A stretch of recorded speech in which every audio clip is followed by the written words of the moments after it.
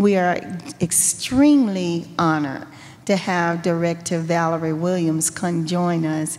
And man, she's a powerhouse. If you haven't heard her before, walk around. She's a person, she's like us.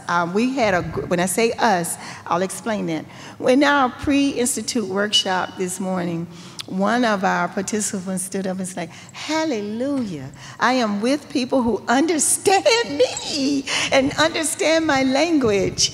And so Director Valerie Williams is from the Office of Special Education Programs and the Office of Special Education and Rehabilitative Services to share with us her perspective and thinking about. She's been watching Florida, and she has that national vision. I'm going to read a little bit about her if you haven't already read in the Hoover app, something about Director Valerie Williams. Director Williams serves as the director, of course, of the Office of Special Education Programs within the Office of Special Education and Rehabilitative Services at the U.S. Department of Education. In this role, she is responsible for overseeing administration of Individuals with Disability, of the Individuals with Disabilities Education Act, which we often know as IDEA, which authorizes formula grants to states under that IDEA Part B to actually lead agencies for the Infants and Families Program under IDEA Part C. She has over Part B and C. IDEA also authorizes discretionary grants under IDEA Part D. This is all, some of you may not know our acronyms, but special ed acronyms, to institutions of higher education and other nonprofit organizations to support grants for state personnel development, technical assistance, and dissemination technology, and parent training and information centers. She has decades of experience, which includes supporting state-level special education leaders by overseeing federal government public policy activities, federal regulatory affairs, public relations, and key initiatives to promote equity and guide positive systemic change, thereby improving outcomes for students with disabilities. She also serves as the Joseph P. Kennedy Jr. Public Policy Fellow on the U.S. Senate Health, Education, Labor, and Pensions, which is acronym HELP, Committee, Advancing Disability Policy and Civil Rights. Prior to that, she managed the budgeting and finances for numerous multi-million-dollar programs within the Department of the Navy and the Air Force and the Nuclear Regulatory Commission. Williams was born in White Sands, New Mexico, and raised in the Prince George County, Maryland. She holds a Bachelor of Arts in Political Economics, Political Economy of Industrial Societies from the University of California at Berkeley, and Master of Arts in Public Management from Johns Hopkins University. She has a unique perspective, as I say, she's one of us, having worked with members of Congress and has staff on Capitol Hill, with advocacy organizations supporting state special education leaders, and most important, being the parent of a son with Down syndrome. So she knows and really appreciates what we are talking about.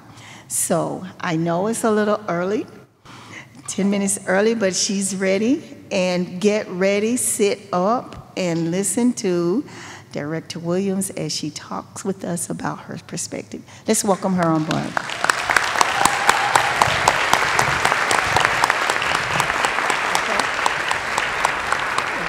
Thank you, appreciate it. Thank you so much. Thank you, thank you. Thank you. How to use the cursor? Absolutely. Okay. Handle it. She said handle it. Okay, let me get myself situated up here. How is everybody doing? How's everybody doing? All right. All right, I know this is a lively crowd, so I saw you in the hallway. Some of you dancing with the dance teams down the hall, across the hall, so I know you got some energy. I am so excited to be here. I feel like I've been in Florida a couple times recently because there's some things going on and some people that are here that I need to talk to. And so I decided to come on out and see what's going on in Florida and take a closer look and talk to people. Can I just say, I like seeing people in person. I'm so glad I had this lavalier mic because I can move around. So Zoom is nice, Teams is nice, but it's nicer when you can get out and you can see people and you can look in their eyes and you can feel their energy and you can see their smiles. It makes a huge difference. So I appreciate the fact that you're here and you thought enough of this to come in person and be able to have these conversations and work through what were some of the things that we're going to discuss. This is going to be a great week, and I'm excited for you. Before I go into that, I want to thank Dr. Blackmore for the invitation. Drew, thank you so much. Iris, I know you're in the room somewhere in the back. Yes, working as usual. Thank you so much.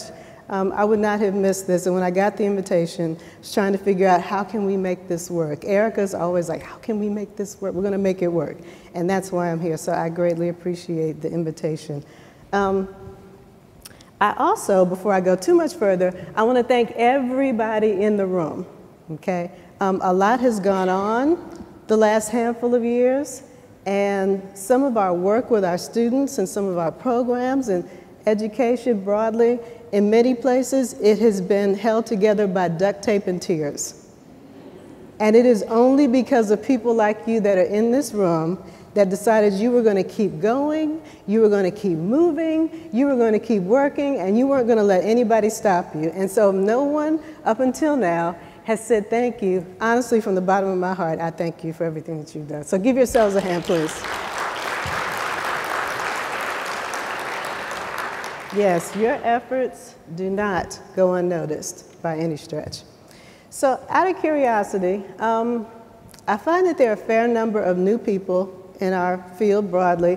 By show of hands, who's been in their job 2 years or less? Okay. How about 5 years or more?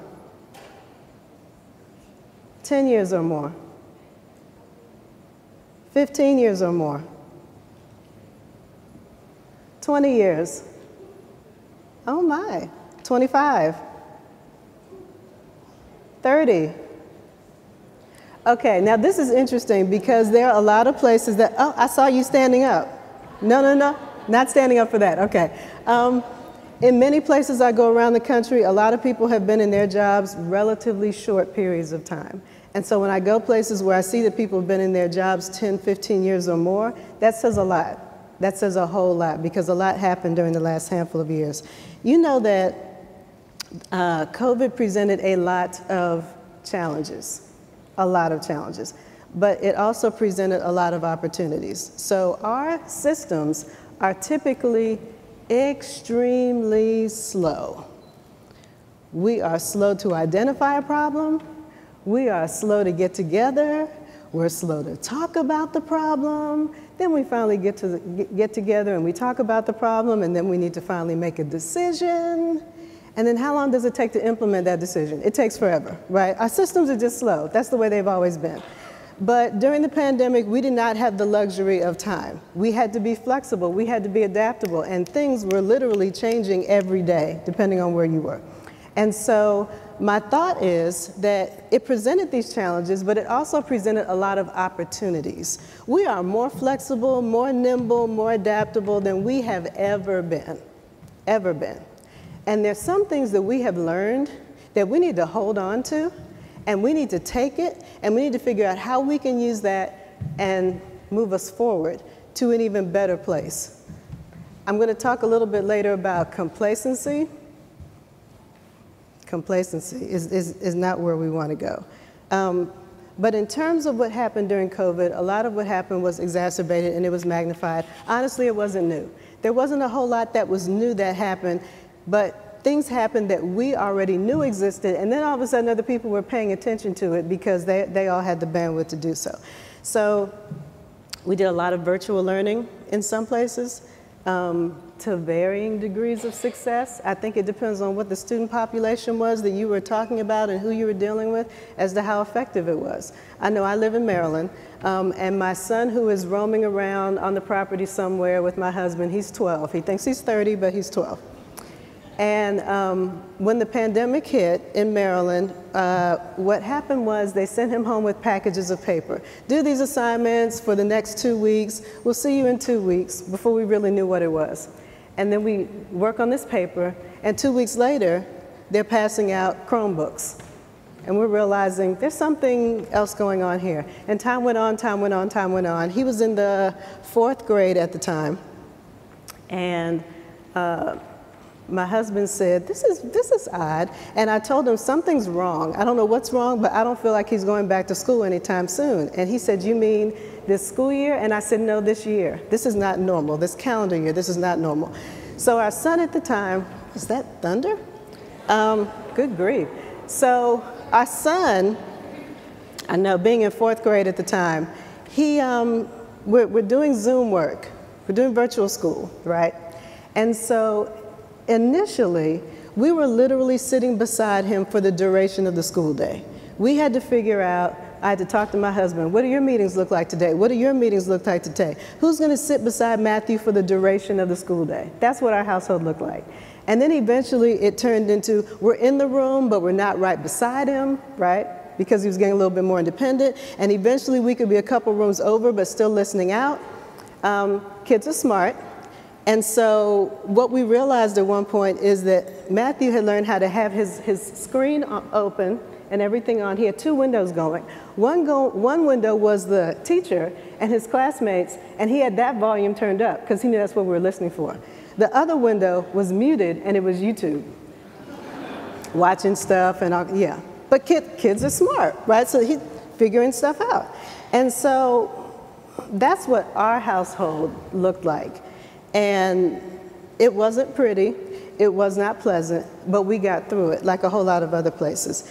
And we all had to pivot, whether it was K through 12, early childhood, institutions of higher education. How are we going to continue to do what we know we should be doing in a time when things seem to be going haywire and we did not have a lot of time to make decisions? So, like I said, we have a lot of opportunities now. Some of the things that we can and should be doing differently are really small. It could be, you know, why not have a virtual meeting if it's convenient for everyone? We don't need to upend everyone's lives and have in-person meetings all the time. We can continue to do that where it's necessary, right? So some things are small, some things are big, but we have all learned a ton of lessons in the last handful of years. And one of the things that I find myself saying repeatedly, no matter where I go, is that we had a lot of collaboration. And in some places, we still do. But in some places, I see that mindset creeping back in that it's us and them. And it's not a us and them, it's a we. Because the only way we're going to help our students is if we work together. And the collective we can do better. Does it make sense? Are y'all still with me? Yes. Okay. All right, sounds good. So I feel like there's some things that we need to do. And we need to be intentional about what we do. And before I go any further, let's see here. Thank you. I always include pictures of students because they make me happy. And I probably use the word students and kids interchangeably, but I feel like at my age, they're all kids. And I think some of you can understand and appreciate that. One of the things I think we need to do is be intentional. And we need to let data drive our decisions. So are we putting money where we've always put it just because that's what we're used to doing? Or are we looking at our data and making decisions based on that? And I'll give you a broad example. Say, for example, if we're looking at graduation rates, right? They might be trending in the right direction. But if we slice and dice that data by ethnicity and disability category, everybody's not showing improvement. So who is not showing improvement? And how can we use the funding that we have to help those students? Because a rising tide does lift all boats. So that's just an example. I also think that we need to make sure that we are mindful as we move forward to not in any way, shape, or form go back to 2019 before COVID. because things were not working well for all of our students then.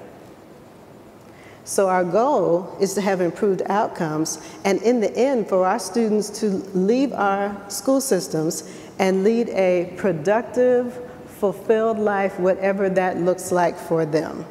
And if that wasn't happening for everyone pre-COVID, then let's make sure that we don't lull ourselves into some type of complacency and go back to that point. So when we know that things are grossly inadequate, what do? How do we respond? I've encouraged the staff at OSEP to come to their jobs as if, say for example, your job, if you came to it tomorrow and it was new, what would you do differently? What would you ask yourself? What would you think about?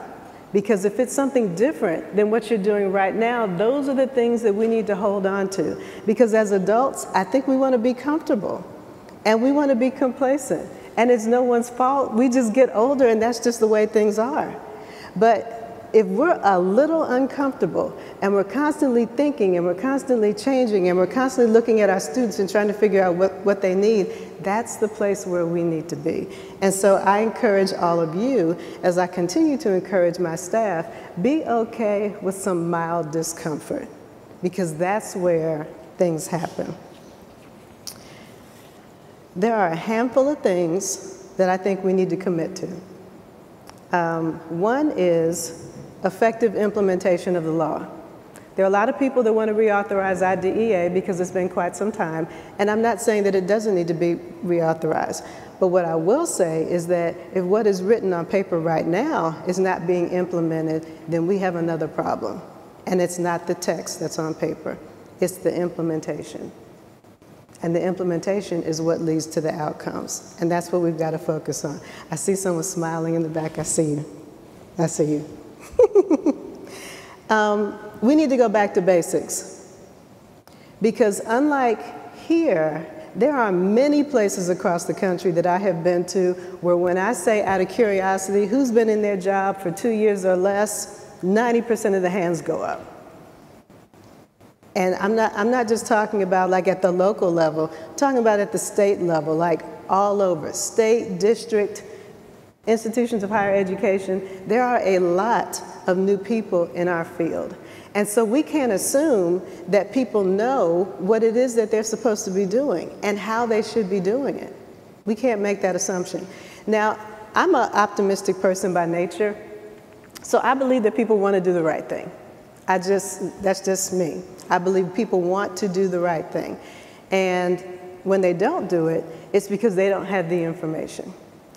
It would make me angry to believe that some people intentionally did the wrong thing by our students. And if you've ever watched the Old School Hulks with Bruce Banner, you wouldn't like me when I'm angry. So I prefer just not to be angry, right? And if you don't know who Bruce Banner is and the Old School Hulks and what I'm talking about, just go ahead and Google it. I might be dating myself a little bit. But I think people just don't know. You know, some people have no idea that before IDEA, our kids were in institutions or they were at home. They weren't even allowed physically in the school buildings, right? And so now we're still fighting, but we're fighting for other things. And so we cannot assume that everyone who is currently working in our field broadly at any stretch knows exactly what we're here for and how to do it. Everybody has the passion and everybody has the heart, but if you don't know how to do the work or you don't know where the resources are and you're not connected, then you can't be as efficient as you need to be.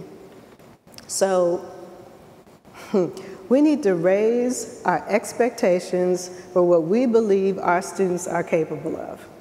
And this is big to me. And I'm talking about the adults, not the students, not the kids. We need to collectively raise our expectations for what we believe our students are capable of. We need, and I might be preaching to the choir, but we need to get away from some students belong in certain programs or certain buildings or certain classrooms. We have to get away from that. Or should be taking certain assessments, or should only be doing certain types of work. Does all this sound familiar? We've got to get away from that, because otherwise we do not give our students a chance, and we are doing them a disservice, and we can do better. So I want you to stay off of autopilot. Stay off of autopilot. Resist the urge.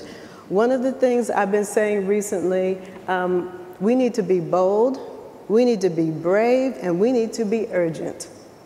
Because the students that we serve cannot wait another generation while we figure out how to run the system. They can't.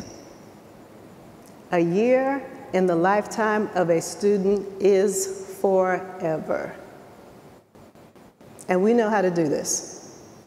We do know how to do this. People like you, there are people like you across the country that I have talked to, you know what to do. You just need to make sure that you're connected to each other and that you know where the resources are so that when you need them, you know who to reach out to and where to reach out to and go find it. Because we can do this. So what we want to do is, I want to make sure that you know where the resources are, what's available, how to help you facilitate planning and implementation, because that's the word, in post-secondary settings. Because I think college is for anyone that wants to go. Anyone that wants to go, regardless of what their disability category is. And I know that you believe the same thing, otherwise you would not be here. So we want to know how we can partner with you, how we can support you, what you need. Is there something that we have a resource for that you found helpful? Is there something that you need that no one's thought of? I feel like there really isn't too much new under the sun, and we have a lot of resources, but there's a possibility there's a gap somewhere. And so where is that gap, and how can we help you fill it? All right, so in OSEP, we're focusing on a couple of things. 3 main ideas: connect, collaborate, and change. And we're trying to energize all of our partners around these ideas to establish relationships and collaborate and network with one another. And that's largely what you're doing here, amongst other things, because the goal is to improve inefficient systems. That's the goal. A lot of people do a lot of lobbying on the Hill for additional money for a variety of things. But I think the COVID relief dollars that we put out in the federal government has shown that you can't put additional money towards systems that don't work well, right? We need to stop and take a look at our systems. What is not functioning well? Where do things need to be bolstered? And so you're going to hear a lot about these themes, and we can do it. I can tell you there is no one coming in on a white horse to save us. We are it. But that's okay, because we are enough. And we can do it. And I have full faith and confidence in every person in here to get this done in service to our students. Oh, this clicker is fabulous. This one is just moving right along. So when I talk about connecting, I'm talking about underserved populations, whether it's infants, toddlers, children, and youth with disabilities, to the appropriate services and supports. And I stress the word appropriate, not available. It's appropriate, and those two things are different. So, for example, it could be Black, Latino, Indigenous, members of religious minorities, LGBTQ youth, those that live in rural areas, anyone who could be adversely affected by poverty or inequality. We're looking to connect. And we have a transition initiative that kicked off, see, this is July. It might have been the end of May, that you'll be hearing a lot more about, and I will be talking about some more, and you'll be hearing a lot more about publicly. And so it's called 3E, Expect, Engage, Empower. Because one of the things we're going to focus on from now, probably for the next couple of years, one of the many things is transition. And I say that because there are 2 things that need to happen with transition. One is that when our students get there, it needs to be seamless, and the process needs to work. The other thing is that we need to start sooner. I'm not talking about pulling out all of the proper checklists and the paperwork and all of those things, but what I'm talking about is, why don't we have the discussions with our parents of our kids with disabilities that are young to help them paint that vision? To let them know when your kids get older, they don't need to be sitting on your couch, because transition is coming and it's a thing, and there are opportunities and things that they can do. And I'll talk some more about that later. But we need to start much, much sooner. And also, connecting people to resources. I am astounded that in OSEP, we have resources literally for everything you can think of, whether it's dispute resolution, positive behavioral interventions and supports, transition, you name it, we've got something for it. But what astounds me is that as I go across the country, there are many people that don't know our resources exist, and that's a problem. So I'll give you a prime example. We put out some guidance last July, I think it was, and I'll talk about this some more later too, on discipline and behavior. And I was talking to a third grade autism teacher, and she was talking about how they put a lot of kids that they deem to have problem behaviors in her class because she's really good with them. And it's not a problem, and she knows how to deal with them, and so they're adding more kids, which is what we tend to see sometimes. And she knows what to do, but all of her coworkers in the school, in the building, do not know what to do. So I happened to mention to her, did you know we put out guidance last July on discipline, and there are resources and there are videos and all kinds of things. And she said, I didn't even know about that, can you send it to me? And so things like that hurt me, because if we spend all this time and energy and money putting out resources and it doesn't get into the hands of people that really need them, then we're not doing our part. And I can say that from a federal level, from the state level, and sometimes at the district level. Sometimes we all create resources, we throw it out there, we cross our fingers, and we hope it winds up in the right hands. That strategy does not work. It doesn't work. So I encourage you to think about how you disseminate information, how you make sure it gets into the right hands, because there are opportunities for growth for all of that, all of us in that respect. Collaborate. So we need to figure out how to bridge the gaps. And don't worry about taking pictures of these or taking a ton of notes, because if you don't have access to the presentation already, you will. Mainly because there are a lot of links at the end with a lot of resources. And I want you to have access to them and take time to go through them. Figure out how we're going to bridge the gap in providing resources and supporting and collaborating each other. I think that a lot of times when we do our work, it's personality driven. So I want to say I was going to Charlotte, maybe. I've been so many places I don't remember. But I was in the airport talking to somebody, and she did transition work, and she had just retired in the last maybe 2 years. And she was talking about a new program that she started at the school where she worked, and it was really effective, primarily for students with intellectual disabilities. So this was very kismic and very coincidental, although there are no coincidences, I understand that. So we're having this conversation and this program she created and how well it was doing, and then she retired. And what do you think happened after she retired? Exactly. Eventually it stopped. Because it was based on the personalities that were involved, the people that started it, the relationships they had, and them working together.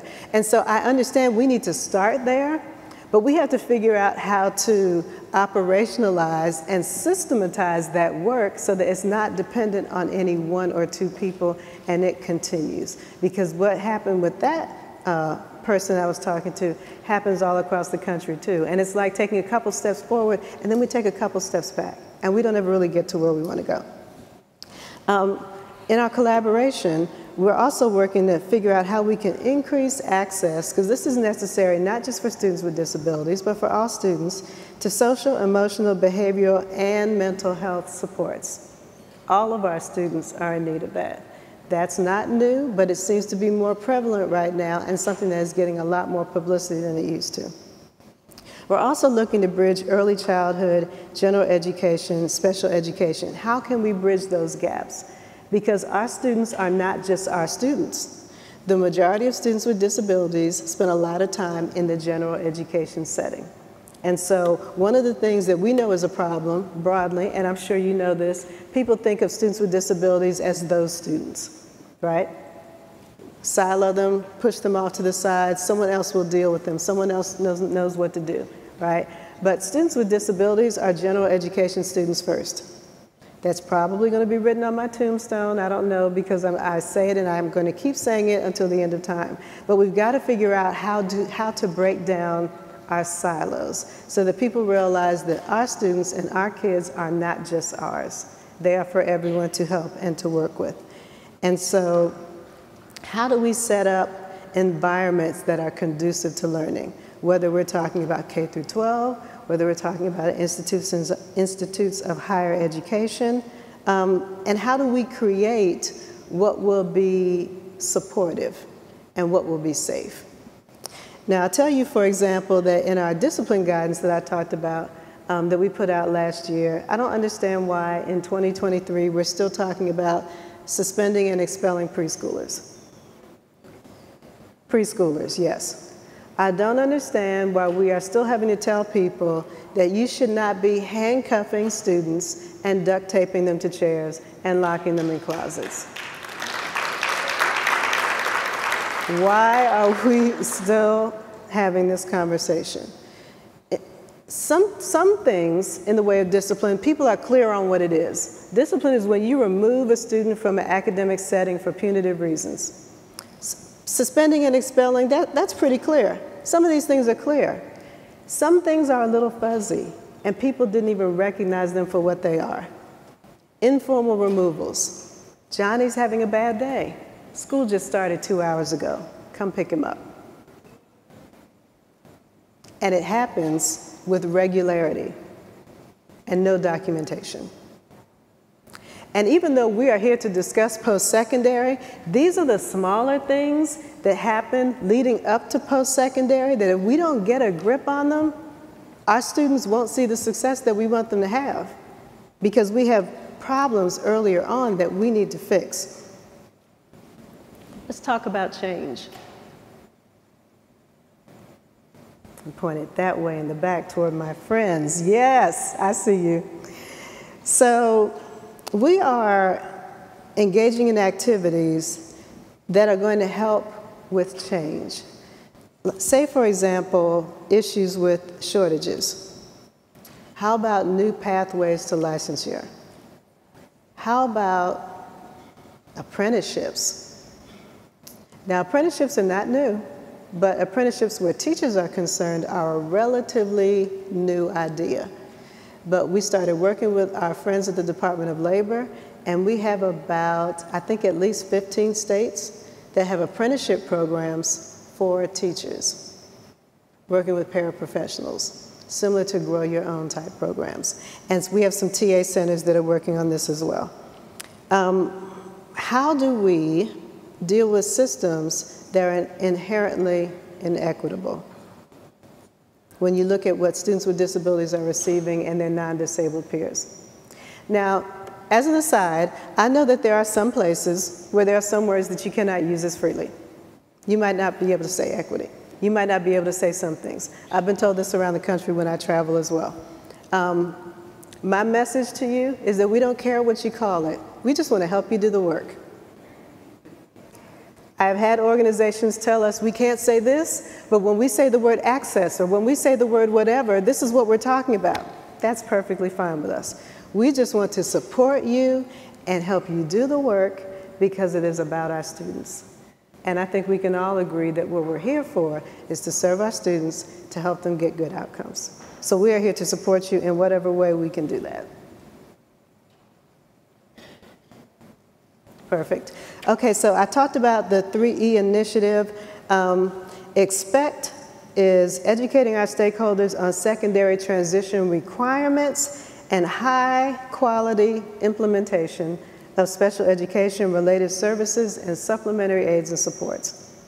When we're talking about engaging, it's engaging families to acquire the knowledge and the skills to effectively engage in planning that leads to realistic and high expectations for their child, and empowering children and their families as they navigate school and community services and successful transition to whatever happens when they leave school in the post-secondary world, whether it is school, independent living for sure, employment opportunities, whatever success looks like for them.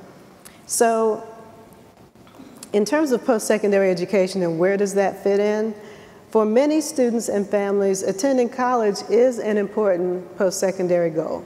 And I'll tell you a story about, probably a couple stories about my son Matthew at some point because he's quite a character. And he has thoughts of his own at this young age of 12. He's in middle school, as an aside, and just finished 6th grade, and middle school is going to be great. If you don't think middle school is going to be great, keep that to yourselves and don't share that with me, because I have determined that middle school is going to be great. And that's what I'm going to go with. And I hear some giggling, so I don't think everybody believes me, but that's okay. That's what we're going to stick with. I think that meaningful and effective transition planning and services is critical for this to become a reality. It's critical. And that any child, any student that wants to attend an IHE should be able to, regardless of their disability category, regardless of their abilities, regardless of how much support they might need. All right, so you know that I have a son. My husband and I have a son. They're roaming around here somewhere. You might see them. They're on the property somewhere. As long as they're not at Disney without me, feel free to have at it. I'm sure they're having a good time. From my perspective, every part of education, every specialized instructional practice, every related service, every curricular standard, every content, every time we touch a student, it connects and it builds and it leads toward the purposes of readying our students for lifelong success. So last year, I don't remember when, Matthew, my son, says to me, I want to move out. Out of the clear blue sky. Yeah, I had that look on my face too. And I'm thinking to myself, but I decided not to give him the response that he was clearly trying to get from me at the time. And so I told him, you will be able to move out, but not today, you're not old enough. And I could see he was kind of like, oh, that wasn't the response I expected. So he goes away. A week or two later, he says, I want to go to college. Okay. I don't know where he's got this from because we haven't had these conversations. I said, you can, but not today. You need to finish middle school, high school. You can go to college. I still think he was trying to get to, I want to move out, but that's okay. He came with college, that was a little more creative. Okay, fine. So I told him you can, just not right now. He goes off. About a week or so later, he comes back and he says, I want to visit some colleges. Okay, that we can do right now. We can visit colleges. We can visit colleges. No idea where he's getting any of this from, but he's already thinking about the future. And so when I was young, and I mean really young, really, really young, my parents used to say to my sister and I have a younger sister, they used to say to us, you're going to college or you're going to the military. And some of you giggle because your parents probably told you the same thing. You're going to college or you're going to the military. You're going to college or you're going to the military, and ad nauseum. You're going to college or you're going to the military. You're going to college or you are going to, right. So you've got it already and I just told you. So eventually they dropped the military part and my mother added, and you're going at least a 4-hour bus ride away. Because that's what mothers do. You need to go be independent, go learn a few things and come on back. So keep in mind that we could have decided, my sister and I could have decided that we wanted to become entrepreneurs, that we wanted to go into the military, that we wanted to do any one of a variety of things. But their plan sounded fine, so we stuck with that and we went to college, right? So their vision was what we started with, and we just built on it from there. Why don't we give our young parents of kids with disabilities the same opportunity? Why don't we tell them in elementary school that transition is coming? Why don't we give them the time and the space to build up a vision for what success looks like for their child? Because we don't. No one asks our families of young kids with disabilities, or our young kids with disabilities, what do you want to be when you grow up? We don't ask them. Because we don't think they'll be doing anything meaningful when they grow up. Maybe not the people in this room don't think that, but there are many people who do. Are our kids involved in career fairs at their schools? In a lot of places they're not, because nobody thinks anything meaningful is going to happen. And so how do we move from this space where collectively our expectations are too low and we start to begin with the end in mind? Because our goal is not to get kids from preschool to 3rd grade, or from 3rd grade to 5th grade, or elementary school to middle school. And even graduation is what we want, but in the end, that's not the big thing. What we want is for when our kids leave school, K through 12, that there is something waiting for them, and that there is a plan that someone has helped them develop that has the supports and services for whatever it is they will need. And they will be able to lead a fulfilled, interdependent, and I say interdependent because none of us lives independently. We think we do, but we really don't. Fulfilled, interdependent, happy life. But we've got to start sooner so that we can start having those conversations. And that requires the big thing that's not happening, the partnership between the vocational rehabilitation system and the education system.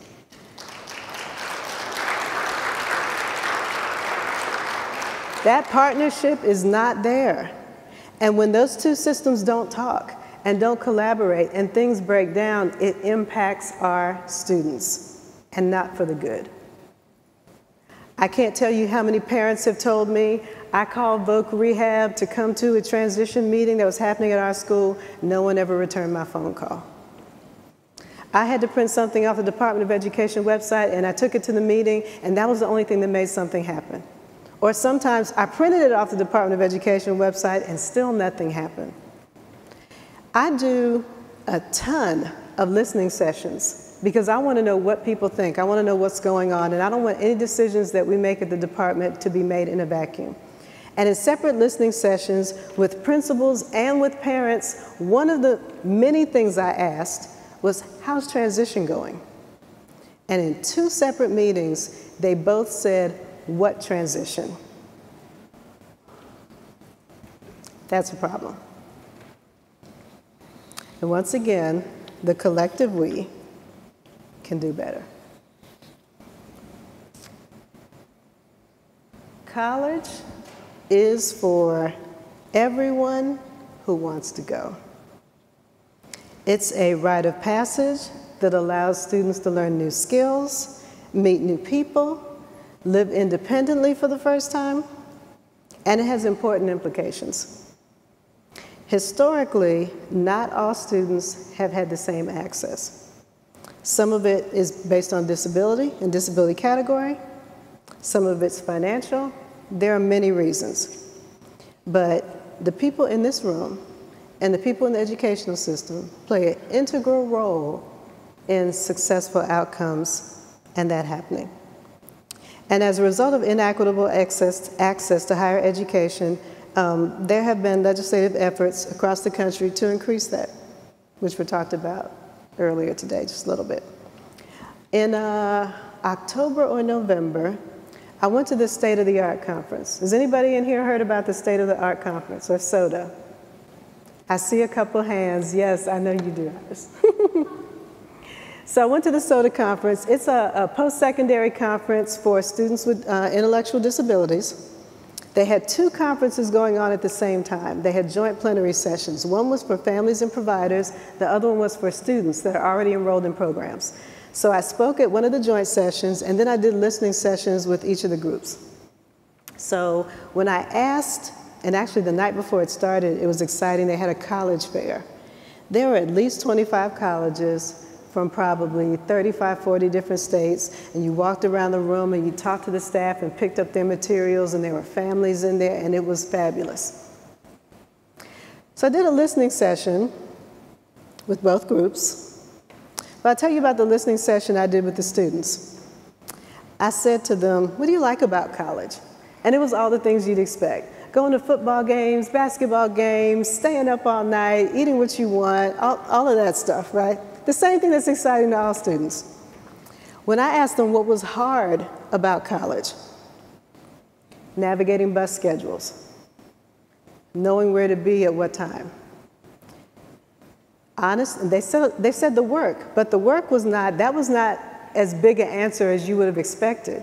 But in the end, all of their answers led back to executive functioning, all of them. And so when we know that's an issue, and it could be a barrier, how do we work to address that? and address it proactively, hopefully as soon as possible. Let's move on to, yes. Okay, the legislative push. So I'm going to discuss a couple things that have happened in the past number of years. From a federal perspective, there isn't quite as much going on in this space as there once was, at least not right this second. There's a lot more taking place on the state level. And sometimes people are having great success in one state and they're moving on and they're replicating their work in other states. It's not the quickest way to get things done, but it is working for a number of issues in a number of places. So the Workforce Innovation and Opportunity Act, which many of you probably know about all three of these, but I am not going to take anything for granted, and we're going to discuss them anyway. Provides students with disabilities competitive, integrated employment opportunities, right? Because our goal is not to have our kids working somewhere where they're getting 5 cents on the dollar. That is not the goal. Let's be clear. It requires that the Division of Blind Services and Vocational Rehabilitation make pre-employment transition services, including counseling and post-secondary education, available to all students with disabilities who are in need of high school and transition services. This is important. And I did not mention earlier, but I also want to let you know that the other part of OSERS, so OSERS is the big umbrella. Part of OSERS is OSEP, and the other part is RSA. And we work very closely with our partners in RSA with their work on voc rehab, because they're the ones that monitor and provide technical assistance to the states on all things related to voc rehab. So, for example, they're looking at a lot of money gets returned every year. Why are these funds getting returned? Are there barriers in the state that need to be dealt with? Is there some more technical assistance that's needed? We're looking at who actually is being served, because we know that all the students that could be getting served, that should be getting served, are not getting served. So we're working with RSA closely as they work through that process, and we are imitating the partnership at a federal level that we want to see at the state level. The second thing here is Section 504 of the Rehab Act. And so our Office of Civil Rights at the Department of Education helps enforce Section 504. And I say enforcement because OCR has a lot more teeth than some other places do at the department. Occasionally I wish we had those kind of teeth in OSEP, but we don't, and that's okay because we have OCR. Protect students with disabilities from discrimination in post-secondary schools and in other settings. Post-secondary schools are required to provide appropriate academic accommodations to ensure that discrimination does not occur due to a student's disability. The third thing mentioned here is the Higher Education Opportunity Act. This was probably one of the most impactful things that has happened in higher education for our students, particularly for students with intellectual disabilities, because it included provisions that made higher education more financially accessible and allowable and provided for flexible pathways to post-secondary education while maintaining high expectations. Because we're back to high expectations. We don't just want to have access with low expectations. A staff member of mine said sometime last year, and I stopped and wrote it down because I thought it was very profound, no one rises to low expectations. And it is so true. So, so true. So as we move through our work, we need to figure out how we can maintain high expectations for our students, regardless of what supports they need, and help them move along and figure out what transition looks like and what a good plan is for them, what they will be in need of. Okay, access to post-secondary education. So I mentioned already about how the Higher Education Opportunity Act was extremely impactful. The establishment of CTPs, which is on the slide, Comprehensive Transition and Post-Secondary Programs, removed many of the barriers. Some of the barriers were about degrees or testing requirements. Some of it was financial, things of that nature. So, perfect. I keep wanting to point this way when I need to point back that way. CTPs are federally funded federally approved, but also could be federally funded, post-secondary education programs for students with intellectual disabilities. These programs can be degree or certificate seeking, non-degree or non-certificate seeking. There's a lot of flexibility. And it allows students to receive Title IV financial aid without meeting some of the historical requirements that have been in place, like having a high school diploma, passing certain tests, or working towards a degree. It helps in those regards. And so in order to be eligible to enroll in a CTP, a student has to meet the definition of intellectual disability that was outlined in HEOA. In addition, only institutions that already provide federal financial aid to students are eligible to become CTPs. So I think a picture is worth 1,000 words. And so this explains what a CTP is and how it helps students. I think it's critical that it requires that at least half of the student population be in academic components alongside their non-disabled peers. This is important. We know that when there is inclusion, research shows and bears out it is beneficial for everyone, not just students with disabilities. In the end, it seeks to promote student advancement in academic areas, in independent living, and in career and technical education to facilitate students' transition to successful and gainful employment. So this is critical. So the importance of becoming, here we go, a federally approved CTP is that that program is eligible for financial Pell Grants, supplemental education opportunity grants, and work study funds. So there are a lot of other things that go along with it. And I meant to mention before I got up here, when I'm down to like maybe 5 or 10 minutes, let me know, because I have a tendency to kind of just, there's so much to share and I want to get it all out. But if I don't get it all out, that's okay, because you'll have the slides and you'll have access to everything. But sometimes I go off on little tangents because I'll remember a story that someone told me here or something that happened there. And I think in the end, I know that I am, on some regards, maybe fire hosing you, and I'm trying to give you a lot of information, but I also want you to remember the stories of some of the people that I've met and about how some of these things helped for them, and it worked for them. And if you don't remember anything else other than be bold, be brave, be urgent, and there are resources out there, you have remembered all that you need to remember. The rest of it you can look up, and someone can help you with that.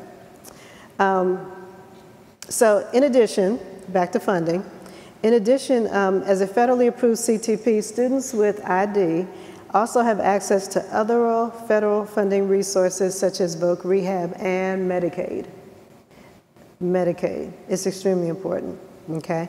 And by becoming a CTP, if you didn't already know, the program receives recognition on the U.S. Department of Education website. And we get a lot of hits, and a lot of people want to know what's going on in various spaces and where they can find certain things in certain parts of the country. Excuse me, so that's important. This provides a certain level of accountability and consistency across post-secondary programs for students with ID and promotes program growth and improvement over time.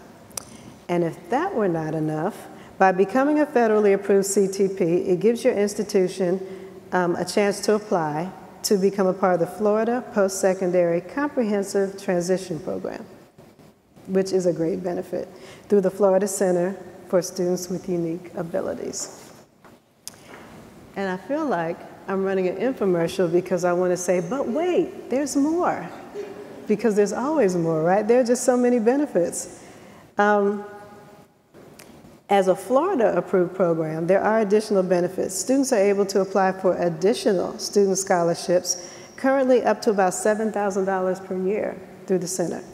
Additional grant funding to start or enhance existing programs. And so I think it should be clear by now that there are many benefits to this. I hope it's clear by now. Perfect. The TIPSID program, transitional program for students with intellectual disabilities.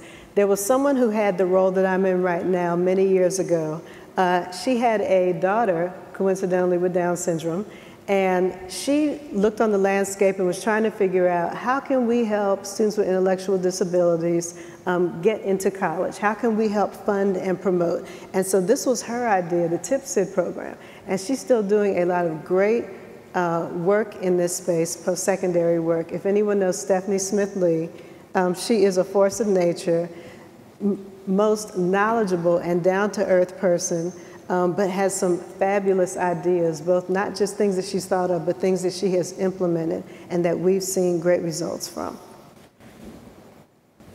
Perfect. So the TIPSID projects, they are 5-year agreements to establish model comprehensive programs that require partnerships. That is key because once again, we need the partnership, we need the collaboration between LEAs, local educational agencies, and institutions of higher education. In short, services will be provided, whether it's individual services and support, and there are certain things that are focused on. And the things that are focused on, I can already tell you based on my conversations with the students at the State of the Art Conference, these are the things that our students are in need of. They are learning, they are growing, they are enjoying their experience, but we need more of these programs. And I was having a conversation earlier, I know there are 2 people in the room somewhere I was having a conversation with earlier, I think at JSU, if I'm not mistaken. Yes, there you are. And about how the programs that they're trying to start, what's currently going on, passion and energy for the work, and there's a lot of federal funding to help support this. So the key word where these TIPSID programs are concerned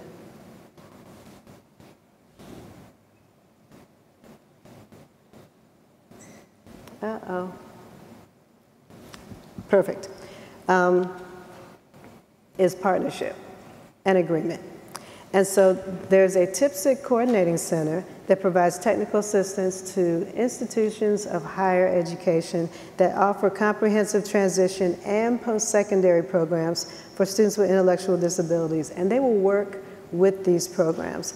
And they have recommendations for program components and standards and things of that nature. And so the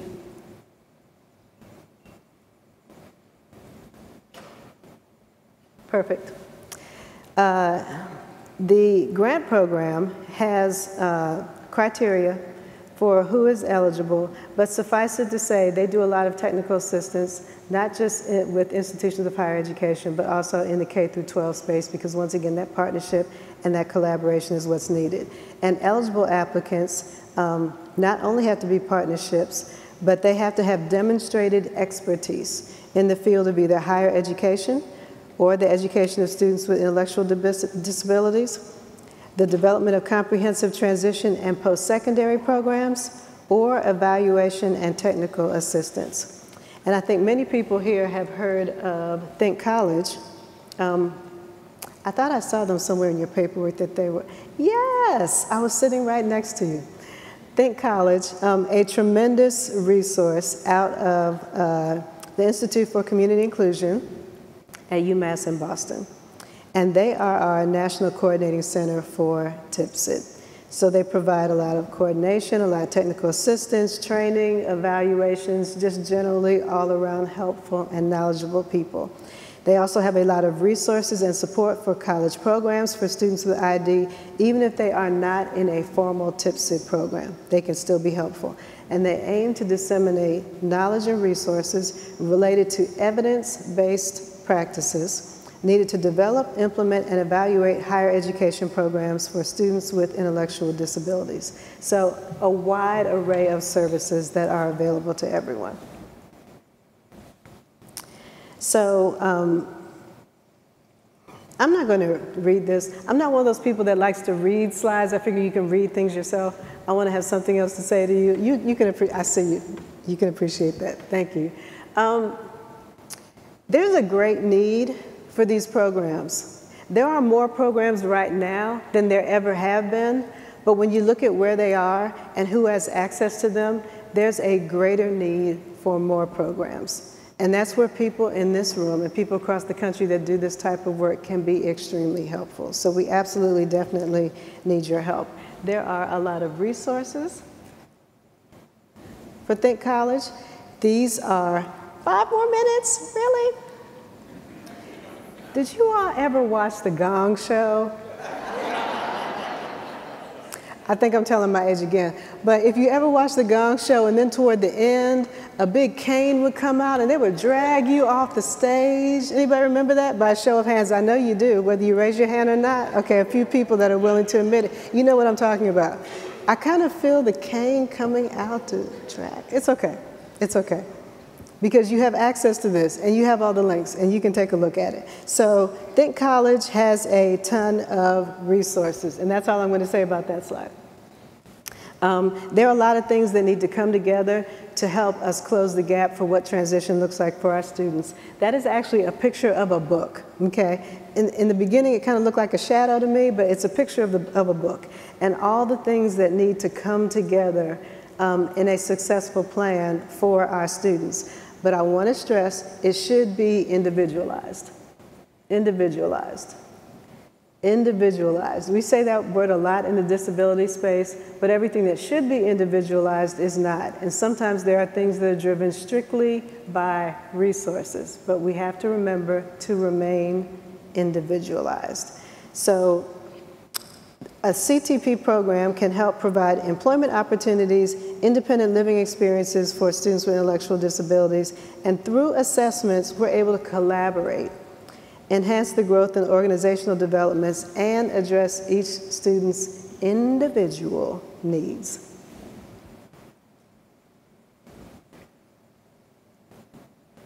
Okay, if I don't point it just right at Mateo, it doesn't come up, but that's okay. There's a long road between post-secondary education that involves collaboration, coordination, connection, which we've already talked about, between a lot of important stakeholders and a lot of statutes. And alignment of those things, when they are aligned, results in supportive processes and structures, which results in better outcomes for our students. So we need to reflect on what policies do we have, what regulations, what funding, what assessments, what can be helpful, what is currently a barrier, and how we can move this along so that our students are receiving the outcomes that we want them to receive. So next steps for, okay, you're all here today because you believe that college is an important outcome and it is possible for every one of our students that wants that to happen. A lot of you might already have the tools and the systems in place, but there is always, regardless of where you are, room for improvement. If you are just beginning, or even if you've been doing this a while, there are a lot of resources available for you. And the time that you're here is going to allow time and space to be able to learn as well as to be able to strategize. So I encourage you to not think of this event as being similar to any other event that you have ever been to in the past. This is a different event for a different space in a different time. And the people that are here right now are meant to be here because there are conversations that are supposed to be had. There is work that is supposed to be done. And you are part of that puzzle piece. And our students are relying on you to pull this together and fix this system so that they can see better outcomes. And so before the cane comes up and drags me off, I'm going to thank you in advance for the invitation. Again, I want to thank everyone for being here, for all the work you have done up until this point, all the work that you are going to do over the next couple of days, and just please keep in mind, if not you, then who? Because our students are relying on you. And I appreciate you and all of your work. And so I'm going to move aside. Thank you.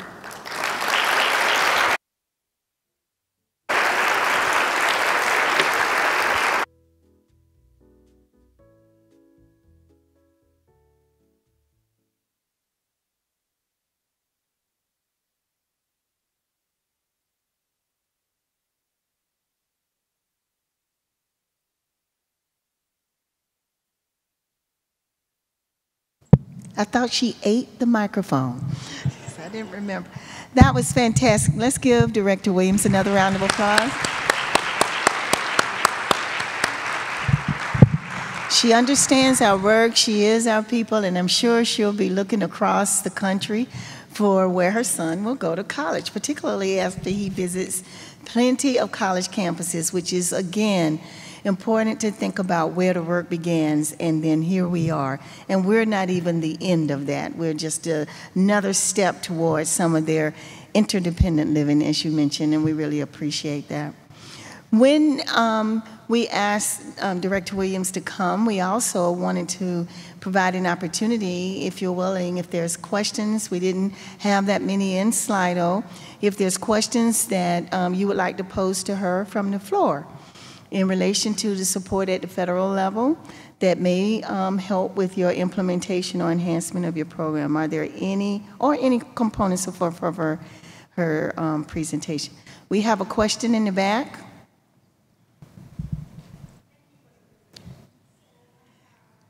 B, you're going to have to come to a microphone.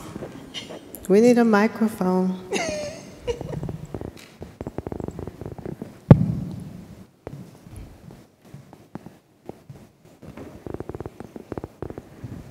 Thank you so much for the presentation. I hope this is on.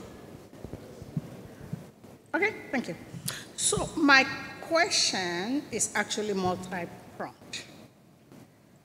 One, we talk about, I appreciate the future and what you are proposing and what OSEP will be doing, but I think in my view, there's a core issue that we have.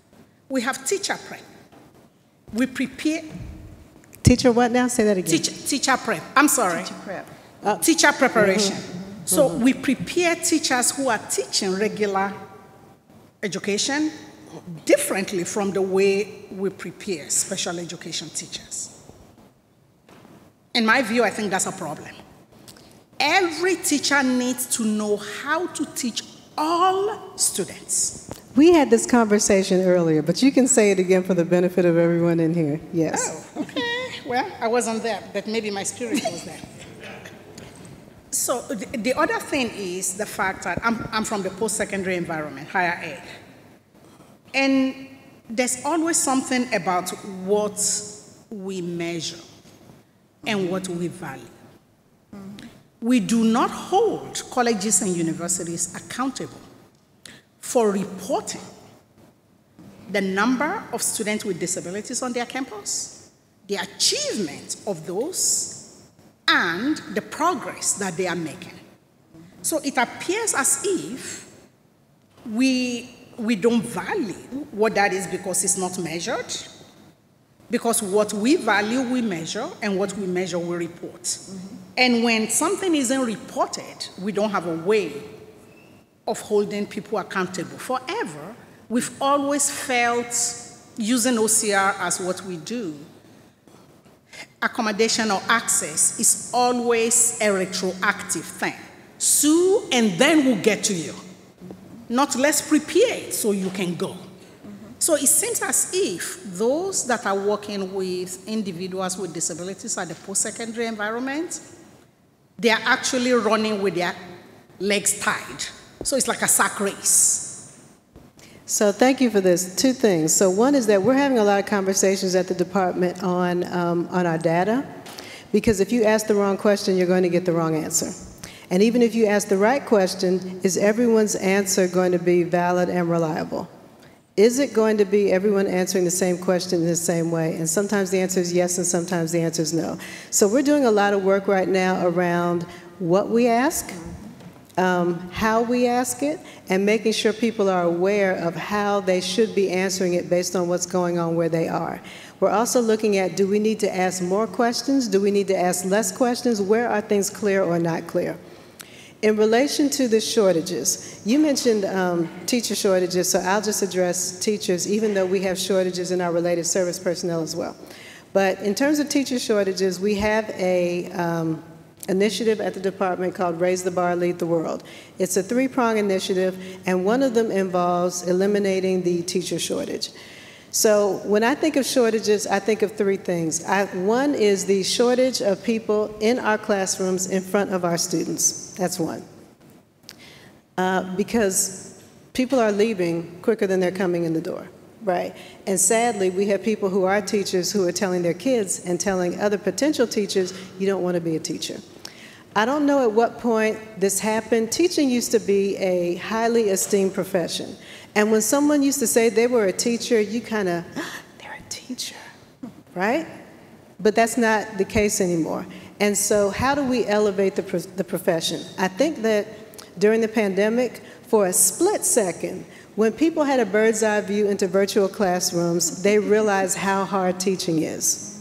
A lot of people have thought to themselves, oh, I could be a teacher. Most of us can't do that. That's not in most of our skill sets, right? And so for a second, we realized teaching is hard and everybody can't do it, and you have to be trained. And we were building up this goodwill, and I don't know where it went, but it disappeared like a poof of smoke. It was gone.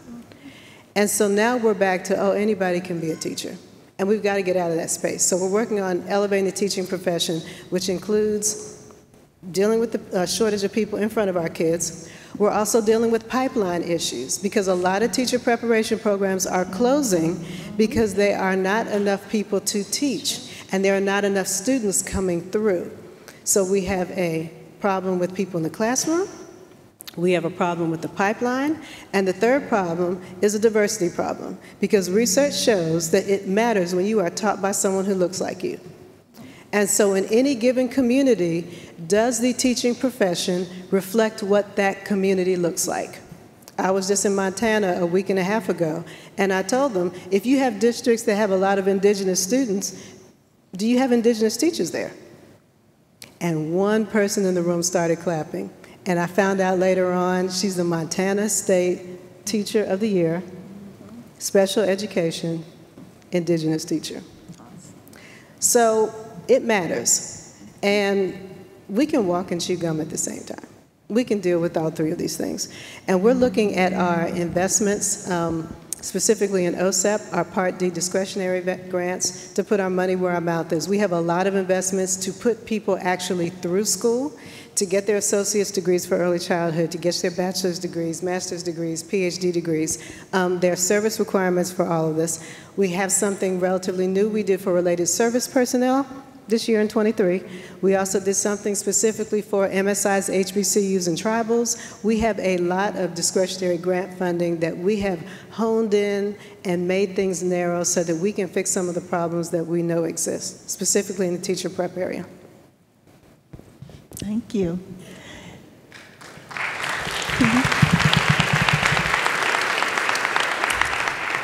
Is there any other questions? And keep in mind that if you're like me, some of your best ideas come to you either in the middle of the night or when you're in the shower. Yeah. And if that is the case, we are very easy to find at the department. It's firstname.lastname@ed.gov. So that's valerie.williams@ed.gov. And I'll be able to answer your questions. Because I'm giving you information right now, the first thing that comes to me. But if given an opportunity, I might come up with a more full and complete answer, and I also don't want to discount that. But go ahead.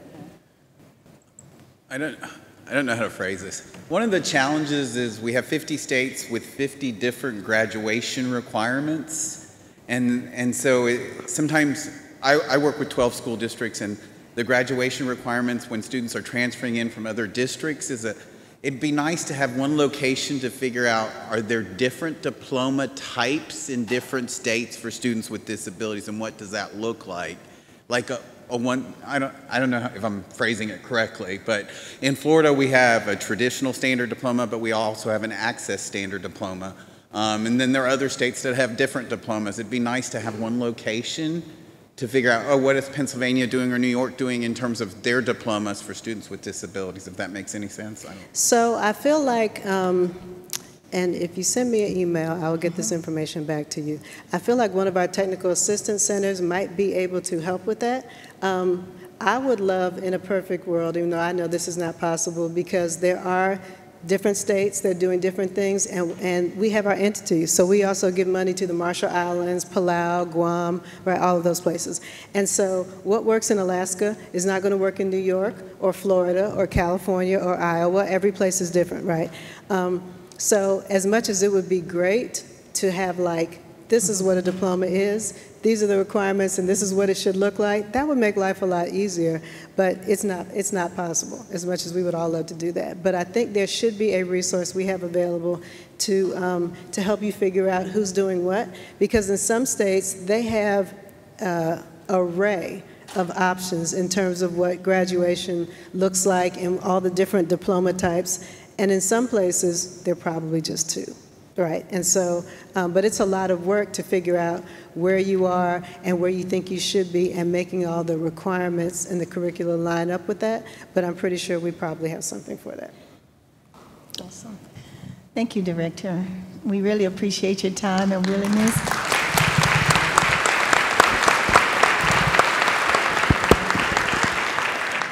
And more important, providing that direct line to you with the email, because oftentimes, even if we email a direct, administrator, we don't get a response. And I know you'll respond, and we really appreciate that. Thank you.